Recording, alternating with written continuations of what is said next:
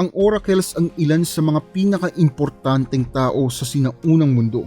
Sila ang mga lalaki at babae na nilalapitan para hingian ng payo tungkol sa mga importanteng bagay, lalo na sa kasal, tigmaan at negosyo.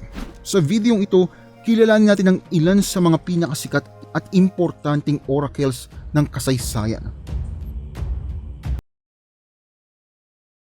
Ang Oracle of Dodona sa Ioannina ay pinapaniwalaan ng marami pinakamatandang sinaunang Greek oracle na noon pang 2000 before Common Era.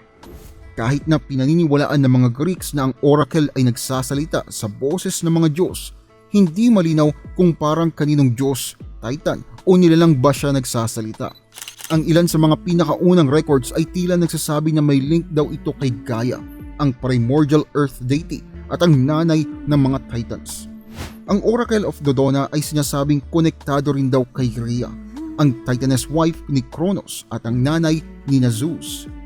Pinapakumplika pa ito ng obvious link sa pagitan ng Oracle of Dodona at ng Titaness Dione. Nasa isang version ng Greek myths ay ina ni Aphrodite ayon kay Homer. Pero yun nga, walang sapat na impormasyon ang nakaligtas para mas malaman at maintindihan pa natin ang tungkol sa Oracle of Dodona. Pero nananatili pa rin siyang isa sa pinaka-importanting figure. Sinasabing isa si Odysseus sa mga tanyag na kumonsulta sa kanya at noong 3rd century, nagtayo si King Pyrrhus ng malalaking templo para kina Dion, Zeus at Heracles at nagtayo din siya ng mga pader na paikot sa sacred site para sa oracle at nagtanim ng mga punong gagamitin niya sa pag-i-interpret ng will of the gods gamit ang hangin. Ang oracle na pinakasikat yata ngayon ay ang Oracle of Delphi. Maraming interpretations ang sumasang-ayon na nagsasalita siya sa boses ni Apollo, pero may koneksyon din siya kay Gaia. Ayon nga sa alamat, nagpakawala daw ng mga agila itong si Zeus mula sa silangan at kanluran, at kung saan daw magtatagpo ang mga yon ay ang magiging navel of the world. Ang spot na yon ay ang Delphi, at ayon sa ilang mythology, kinuha daw ni Apollo ang authority ni Gaia doon nang patayin nito ang malaking python na nagbabantay sa site.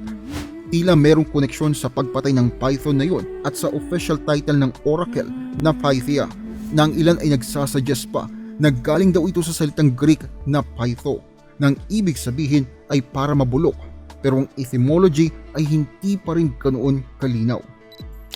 In operation na raw ang site mula pa noong 1400 before Common Era at nanatili hanggang sa ipinagbawal na ni Emperor Theodosius ang lahat ng pagan worship noong late 400s Common Era.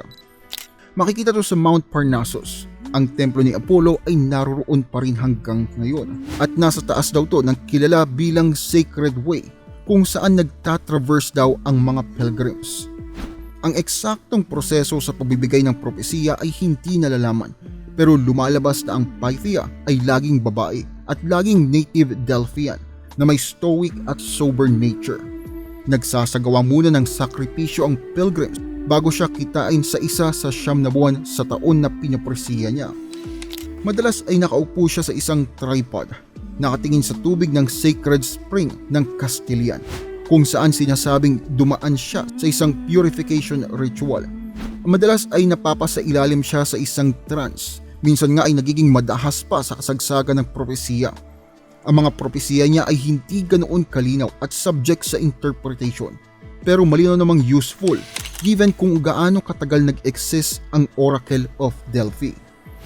Kaunti lang ang nalalaman tungkol sa inner workings sa templo, dahil sa ang knowledge ay pinasa-pasa lang mula sa isang Pythia patungo sa isa pa. Nakakapagbigay naman ng ilang indikasyon ang mga inscriptions sa templo, kagaya ng Know Yourself at Nothing in Excess. Interestingly, ang kanyang powers ay maaring may mas natural na origin. Ayon kay Plutarch, na mismong priest ni Apollo at isa ring historian at philosopher, natatanggap ng Pythia ang kanyang visions mula sa sweet-smelling fumes at fissures sa kalupaan. Dinidismiss lang to bilang isang mythology hanggang sa nakakita ang team ng ethylene sa pader ng templo at sa tubig ng Spring of Castilian. Ang compound na ito ay kilala na nagtitrigger ng hallucinations at nagbibigay ng sense of euphoria na tumutugma sa deskripsyon kapag nasa ilalim na ng trance ang Pythia. Ang huling oracle na kilala ng ancient world ay ang tinatawag na Voices of the Gods. Nariyan ang Shrine of Asclepios, ang Diyos ng Medicina at Epidaurus. Parte ng mas malaking complex, ang mga pasyente ay natutulog sa kanyang shrine, umaasang dadalawin ng Diyos mismo. Walang intercessor na required at gagaling na sa kanilang mga karamdaman. Nariyan din ang enigmatic na Necromantion o Oracles of the Dead na kayang kontakin ng mga patay para humingi ng tulong at makipag-usap sa kanila sa underworld. Ang dinidemonstrate nito ay ang hawak na kapangyarihan ng mga individual na to. Noong Persian invasion ni Xerxes, ang mga Athenians ay kumonsulta sa dalawang oracles of Delphi at nireject nila ang unang tawag para umalis. Ang sabi daw ng oracle, kahit pa kunin nila ang lahat, hindi raw hahayaan ni Zeus na bumagsak ang wooden wall. Ang wooden wall ay sinasabing ang kahulugan daw ay ang Athenian Navy at mananalo balang araw, at nanalo nga sila sa Salamis. Hindi lang sa kaya nilang pagdesisyonan ang kapalaran ng mga lungsod, kaharian at imperyo, pero kaya rin nilang makapasok sa personal na buhay ng mga tao, makapagbigay ng insights kung sino ang dapat pakasalan, kailan dapat pitasin ang pananim at anong negosyo ang dapat tahakin. Masasabi natin na noong Golden Age ng Greece, noong 4th hanggang 6th century, ang mga oracles ang isa sa pinakamakapangyarihang individual sa lupa, pangalawa sa mga Diyos at rulers mismo. Pero ang mga inscriptions sa templo ni Apollo at Delphi ay nagbibigay sa atin ng mga insights na hindi natin kinukonsidera. Kapag nagtatanong tungkol sa isang bagay o pinapapili, madalas alam na natin kung ano ang gusto natin. Ang mga salita ng oracles ay tila gabay sa mga tao para magkaroon ng self-reflection. Kumbaga, mahanap ang pinakatamang sagot nang sila lang din kesa bigyan ng diretsyong advice.